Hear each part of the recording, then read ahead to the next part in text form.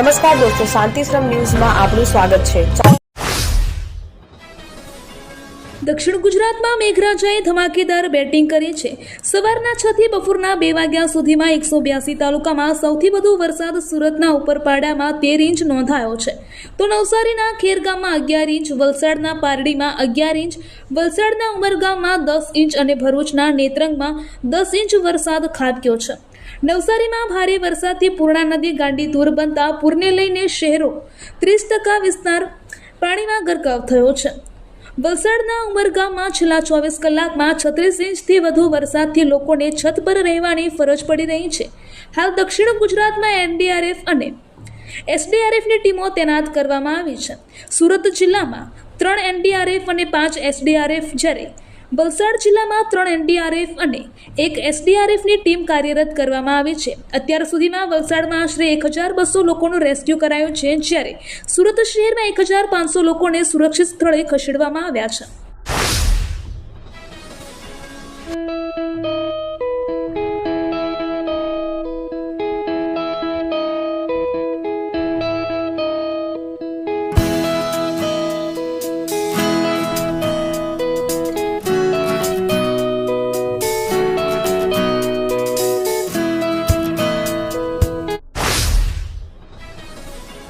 NEET paper leak વિરોધની આગ હવે ગુજરાતના બનાસકાંઠા સુધી પહોંચી છે। પાલનપુરમાં જીડી મોદી કોલેજ ખાતે પરવાનગી વગર વિરોધ કરી રહેલા કેટલાક આગેવાનોની પોલીસે અટકાયત કરી હતી। આ વિરોધ છેલ્લા 1 મહિનાથી દિલ્હીમાં ચાલી રહ્યો છે। દિલ્હીના જંતર મંતર પર કોકરોચ જનતા પાર્ટીના નેજા હેઠળ વિદ્યાર્થીઓ શિક્ષણ મંત્રી ધર્મેન્દ્ર પ્રધાનના રાજીનામા અને પેપર લીકને કારણે આત્મહત્યા કરનાર વિદ્યાર્થીઓના પરિવારજનોને 1 કરોડ રૂપિયાના વળતરની માંગ સાથે પ્રદર્શન કરી રહ્યા છે।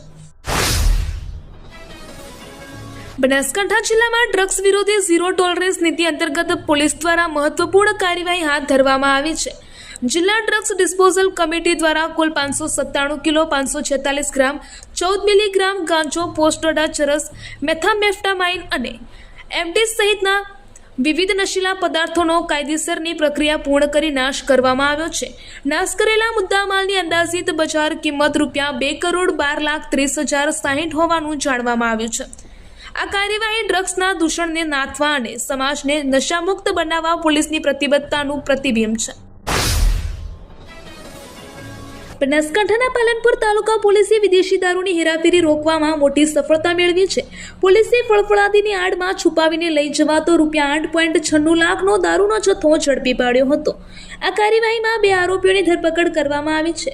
આ ઘટના પાલનપુર અમદાવાદ હાઈવે પર એસબીપુરા ગામે સાસુમા હોટલ નજીક બની હતી। પોલીસે નાકાબંધી દરમિયાન રાજસ્થાનના આબુ રોડ તરફથી આવી રહેલા RJ21GF 1981 નંબરના મહિન્દ્રા પિકઅપના ડાલાને અટકાવ્યું હતું। તપાસ કરતા તેમાં જમરૂખ ભરેલી પ્લાસ્ટિકની કેરેટ નીચે વિદેશી દારૂ અને બિયરનો જથ્થો છુપાવેલો મળી આવ્યો હતો।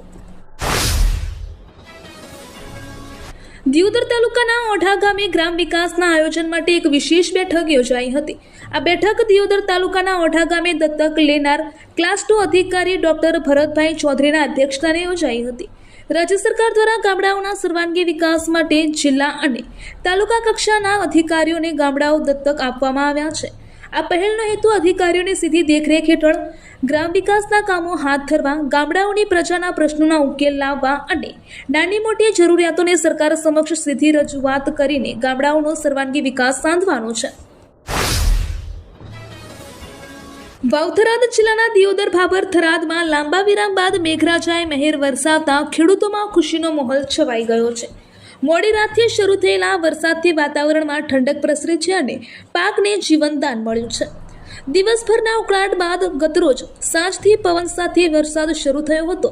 મોડી રાત્રે જિલ્લાના અનેક વિસ્તારોમાં સારો વરસાદ નોંધાયો હતો। કેટલાક વિસ્તારોમાં ધોધમાર વરસાદ વરસ્યો હતો, જ્યારે અન્ય વિસ્તારોમાં ઝરમર વરસાદથી વાતાવરણમાં ઠંડક પ્રસરી ગઈ હતી।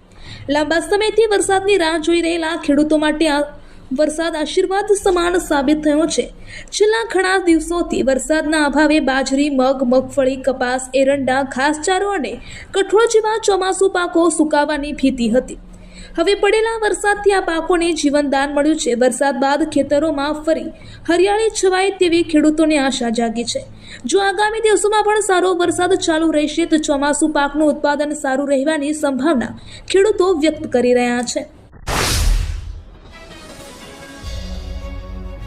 ઉત્તર ગુજરાતનું એકમાત્ર multi city mall happy mall જે આવેલ છે જિલ્લાના વેપારી મથકો દિયોદર, ભાભર, રાધનપુર, વારાહી અને થરાદમાં, જ્યાં મળશે આપને વ્યાજબી દરે જીવન જરૂરિયાતની તમામ વસ્તુઓ તેમજ કપડાં, ગિફ્ટ આર્ટિકલ, પ્લાસ્ટિકની તમામ સામગ્રી, ક્રોકરી અને બીજું ઘણું બધું વધારે.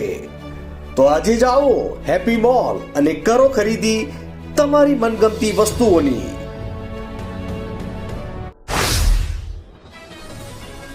વાવથરાદ જિલ્લાના ખેંગારપુરા ગામે બનાસ ડેરી દ્વારા પશુપાલકોના હિતાર્થે FIP કેમ્પનું આયોજન કરવામાં આવ્યું હતું. આ કેમ્પનો મુખ્ય ઉદ્દેશ્ય એવા પશુઓને પ્રજનન સમસ્યાનું નિરાકરણ લાવવાનો છે જે વારંવાર ગરમીમાં ન આવતા હોય અથવા ગર્ભધારણ કરવામાં મુશ્કેલી અનુભવતા હોય. આ આયોજનમાં બનાસ ડેરીના નિષ્ણાંત ડોક્ટરો, ખેંગારપુરા દૂધ મંડળીના કર્મચારીઓ, AI કર્મચારીઓ અને બનાસ ડેરીના અધિકારીઓ ઉપસ્થિત રહ્યા હતા. થરાદની મુખ્ય નર્મદા કેનાલમાં અકસ્માતે ખાબકેલી એક નીલગાયનું થરાદ નગરપાલિકા ફાયર બ્રિગેડની ટીમ દ્વારા સફળતાપૂર્વક રેસ્ક્યુ કરી તેનો જીવ બચાવવામાં આવ્યો હતો. ફાયર બ્રિગેડની સમયસરની કામગીરી અને સ્થાનિક લોકોના સહયોગથી આ મૂંગા જીવને નવું જીવન મળ્યું હતું.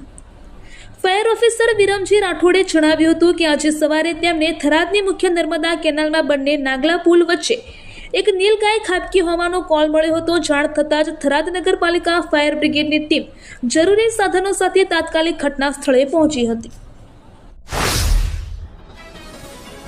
દક્ષિણ ગુજરાતમાં ભારે વરસાદ અને રેડ એલર્ટની સ્થિતિને પગલે મુખ્યમંત્રી ભૂપેન્દ્રભાઈ પટેલ હવે એક્શન મોડમાં આવી ગયા છે. મુખ્યમંત્રી થોડીક જ વારમાં ગાંધીનગર સ્થિત સ્ટેટ ઇમરજન્સી ઓપરેશન સેન્ટર ખાતે પહોંચશે અને પોતાની અધ્યક્ષતામાં દક્ષિણ ગુજરાતમાં વરસાદની સ્થિતિ તથા તંત્રની તૈયારીઓની ઉચ્ચસ્તરીય સમીક્ષા કરશે. ભારે વરસાદથી પ્રભાવિત સુરત, વલસાડ અને નવસારી સહિતના વિસ્તારોની સ્થિતિ અંગે મુખ્યમંત્રી શ્રી અધિકારીઓ પાસેથી વિગતવાર માહિતી મેળવશે. આ દરમિયાન ભારે વરસાદથી પ્રભાવિત જિલ્લાઓના કલેક્ટર સાથે પણ મુખ્યમંત્રી સીધી વાતચીત કરી શકશે અને જમીનની સ્થિતિની જાણકારી મેળવશે. પાટણ શહેરમાં વહેલી સવારથી શરૂ થયેલા વરસાદી ઝાપટા વચ્ચે બહુચર માતાની પોળ નજીક આવેલા મદરસા વિસ્તારમાં 2 જર્જરિત મકાનો અચાનક ધરાશાયી થતા અફરાતફરીનો માહોલ સર્જાયો હતો. જો કે સદનસીબે આ ઘટનામાં કોઈ જાનહાનિ સર્જાઈ નથી. મકાન તૂટી પડતા તે પહેલા જ સામે રહેતા કિરીટ ખમાર અને તેમના પત્ની સમયસર ઘરની બહાર નીકળી જતા બંનેનો આબાદ બચાવ થયો હતો. જો કે થોડાક જ પળોમાં મકાન ધરાશાયી થઈ જતા મોટી દુર્ઘટના ટળી હતી.